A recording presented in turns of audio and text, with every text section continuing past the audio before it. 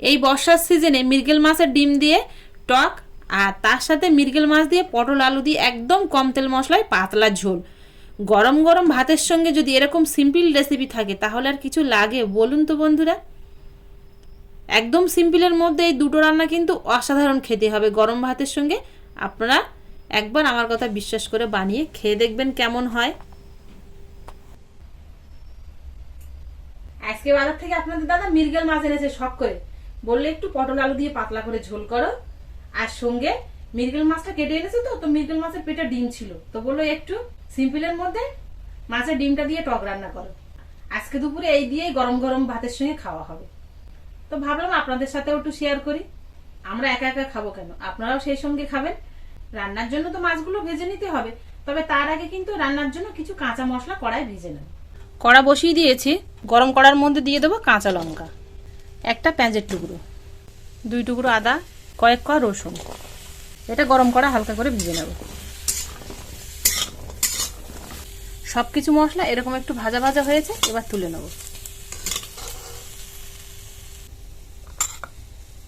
একটা মৃগেল মাছে তাই বেশ অনেকটা ডিম হয়েছে। হলুদ গুঁড়ো ডিমের মধ্যেও দিয়ে দেবো, লবণ,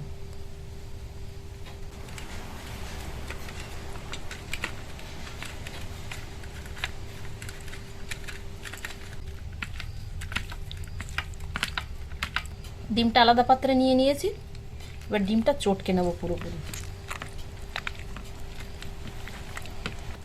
এর মধ্যে কিন্তু কিছুই দেবো না, আপনারা চাইলে বেসনও দিতে পারেন, তবে আমি কিছুই দেবো না। কাঁচা মশলাগুলো ভেজে নিয়েছি, একটু ঠান্ডা হলে আদা পেস্ট করে আনবো। আমার কাছে মিক্সার নেই তো সেই জন্য আমি থেতো করে আদা পেস্ট করে নেবো, তবে আপনাদের কাছে মিক্সার থাকলে ফুল পেস্ট করে নিতে পারবেন, একদম মিহি পেস্ট। আর এবার মাছগুলো ভেজে নেব গরম তেলে রান্নার জন্য। কড়া গরম হয়ে গেছে, মাছ ভাজার জন্য তেল দিয়ে দেবো, 1 চিমটি লবণ। তেল গরম হয়ে গেলে মাছ দিয়ে দেবো।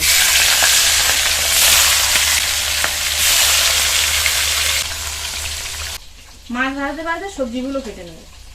আমরা তো গ্রাম ছাড়া একটু দূরে আছি তো সেই জন্য কিন্তু এখানে হাতের কাছে সব রকম সবজি পাওয়া যায় না।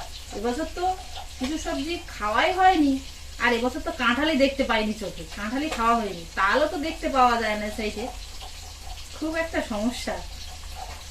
আবার সেই গ্রামে না গেলে খাওয়া হবে না। পটল আমরা হয় খোসা ছাড়িয়ে নেই রান্নার জন্য, আর নইলে আঁচড়ে নিই, কিন্তু আমি আজকে পুরোপুরি খোসাটা ফেলবো না আর আঁচড়াবো না, মিডিয়াম খোসা মানে অল্প অল্প খোসা যেন থাকে এরকম ভাবে কেটে নেব।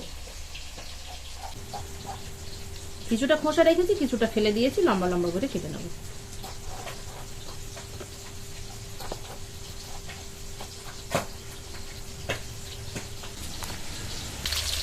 মাছের একটা পিঠ ভালো মতো হয়ে গেলে আরেকটা পিঠ উল্টে দিতে হবে ভাজার জন্য।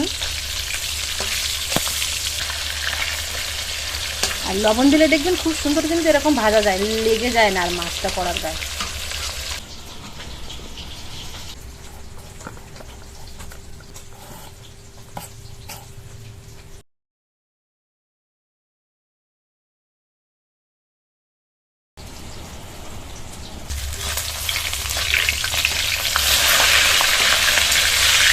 উল্টে পাল্টে মাছগুলো কিন্তু ভেজে নিয়েছি, বেশ লাল করে তুলে নেবে।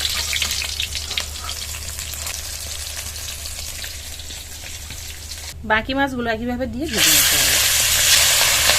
মাছ ভাজা তেল বেশ কিছুটা আছে, এর মধ্যে লম্বা লম্বা করে কেটে রাখা পটল আলুটা দিয়ে ভেজে নেব।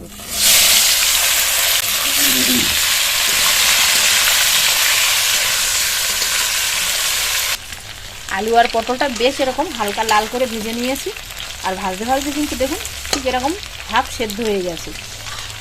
এবার এটা তেল থেকে ছেঁকে তুলে নেব। এখনো কিছুটা পরিমাণ তেল আছে, এই তেলের মধ্যে এবার মাছের ডিমটা দিয়ে দেবো, মাঝখানে দিয়ে দেবো। মাঝখানে দিয়ে একটু এইভাবে চেপে দেবো আর ঢাকনা চাপা দিয়ে দেবো। 1 মিনিট পরে চাপাটা খুলে নেব। এবার ডিমটা একটু উল্টে দেবো।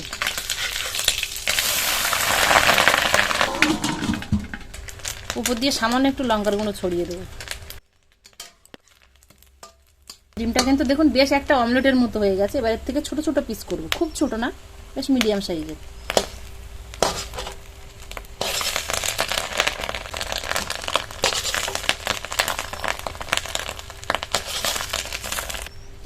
ডিমটা উল্টো পাল্টে ভেজে নিয়েছি বেশ এরকম লাল করে। তেল থেকে কিন্তু ডিমটা তুলবো না। এবার এর মধ্যে একটু ঝোল করার জন্য জল দিয়ে দেবো।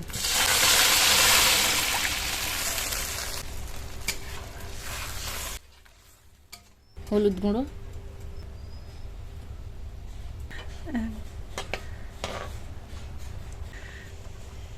ঝোলটা ফুটে উঠেছে, 1 থেকে 1.5 মিনিট হয়ে গেছে। এ সাইডে দেখুন আমি আম শুকিয়ে আমশি বানিয়ে রেখেছিলাম, সেটা টুকরো টুকরো করে কেটে জলের মধ্যে ভিজিয়ে রেখেছি গরম জলে। বেশ ভিজে একটু নরম হয়ে গেছে, এটা এর মধ্যে দিয়ে দেবো। তবে আপনারা আমশির পরিবর্তে কিন্তু এখানে লেবুর রসও দিতে পারেন, বা তেঁতুলও দিতে পারেন, বা জলপাই দিতে পারেন। আরও তো টক অনেক রকম কিছু আছে, তো আপনারা সেরকম কিছু দিয়েও কিন্তু বানাতে পারেন। এবার এটাকে দিয়ে আবার ফুটিয়ে নেব 2 মিনিট মতো, যাতে আমশিটা পুরোপুরি সেদ্ধ হয়ে যায়। আর আমশিগুলো দেখুন ঠিক এরকম কিন্তু সেদ্ধ হয়ে গেছে। এবার এটাকে ঢেলে কিন্তু আরেকবার তেলের উপর দেবো, বা যেটাকে ফোড়ন দেওয়া বলে।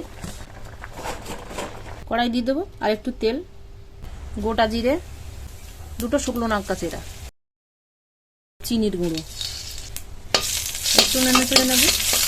এবার টকটা দিয়ে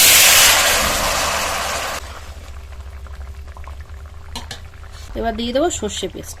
সর্ষেটা পেস্ট করে তারপর ছাঁকনির সাহায্যে ছেঁকে নেবেন, তাহলে তিতো লাগবে না। মাছের ডিম দিয়ে টক রান্নাটা হয়ে গেছে। আপনাদের বাড়িতে যদি লেবুর পাতা থাকে তাহলে এর মধ্যে একটু লেবুর পাতা দেবেন, দেখবেন খুব ভালো হবে। আমার কাছে নেই তো তাই দিতে পারলাম না, তবে আপনাদের বলে দিলাম, আপনারা অবশ্যই দেবেন। হয়ে গেছে, এবার নামিয়ে নেব।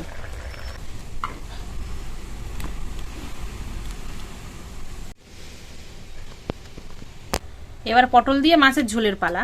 আবার কড়াটা ধুয়ে বসিয়ে দিয়ে তেল দিয়ে দেবো রান্নার জন্য।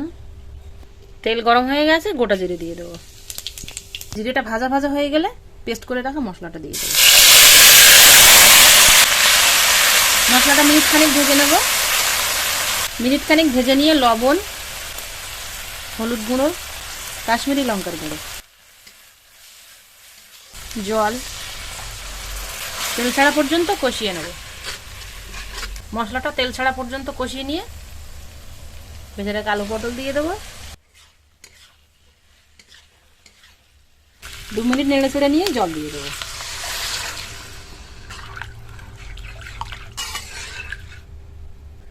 চাপা দিয়ে দেবো।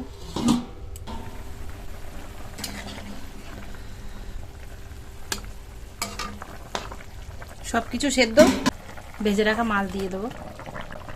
ঝোলের মধ্যে মাছটা 2 মিনিট ফুটিয়ে নেব। মাছটা দিয়ে 2 মিনিট ফুটিয়ে নিয়েছি।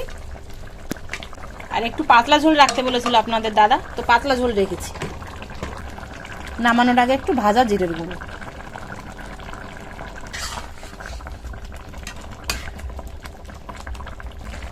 হয়ে গেছে, এবার নামিয়ে নেব।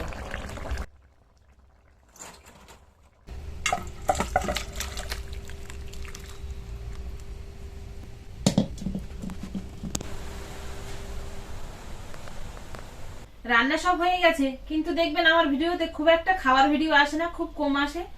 কারণ আপনাদের দাদা তো কাজে থাকে, উনিও খেতে পারেন না, আর ওনার না খাওয়া হলে আমিও খেতে পারি না, সেই জন্য খাবার ভিডিও কম আসে। তো আপনারা যদি কেউ খেতে চান তাহলে অবশ্যই চলে আসতে পারেন আমাদের বাড়িতে। রেসিপিগুলো অবশ্যই আপনারা বাড়িতে বানিয়ে খেয়ে দেখবেন, খাওয়ার পরে কেমন লাগে কমেন্টে জানাবেন। ভালো লাগলে লাইক করতে ভুল করবেন না। আবারও দেখা হবে আপনাদের সাথে পরবর্তী নতুন কোনো ভিডিওতে। ততক্ষণ আপনারা সবাই ভালো থাকবেন ও সুস্থ থাকবেন।